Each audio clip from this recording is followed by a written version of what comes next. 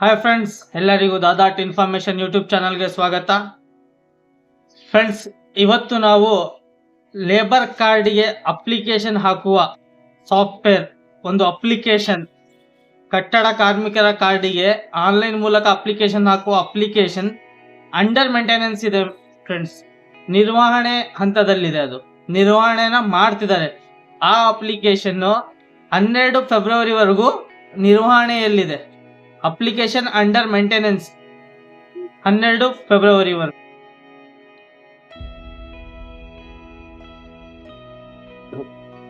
ಈಗ ನೀವು ಆ ಅಪ್ಲಿಕೇಶನ್ ಮೂಲಕ ಹೊಸ ಕಾರ್ಡಿಗೆ ಆಗ್ಬೋದಿತ್ತು, ರಿನ್ಯೂವಲ್ ಕಾರ್ಡಿಗೆ ಆಗ್ಬೋದಿತ್ತು. ಈಗ ಬಂದಿರುವಂತಹ ಹೊಸ ಇ ಕಾರ್ಡ್, ಅದನ್ನು ನೀವು ಅಪ್ಲಿಕೇಶನ್ ಹಾಕಲು, ಡೌನ್ಲೋಡ್ ಮಾಡಿಕೊಳ್ಳಲು ಹಾಗೂ ಉಳಿದ ಎಲ್ಲ ಸೇವೆಗಳ ಆನ್ಲೈನ್ನಲ್ಲಿ ಅಪ್ಲಿಕೇಶನ್ ಹಾಕಲು ಈ ಅಪ್ಲಿಕೇಶನ್ನ ನಾವು ಯೂಸ್ ಮಾಡ್ತಿದ್ವಿ ಫ್ರೆಂಡ್ಸ್. ಬಟ್ 12ನೇ ತಾರೀಕಿನವರೆಗೂ ಇದು ಮೇಂಟೆನೆನ್ಸಲ್ಲಿದೆ.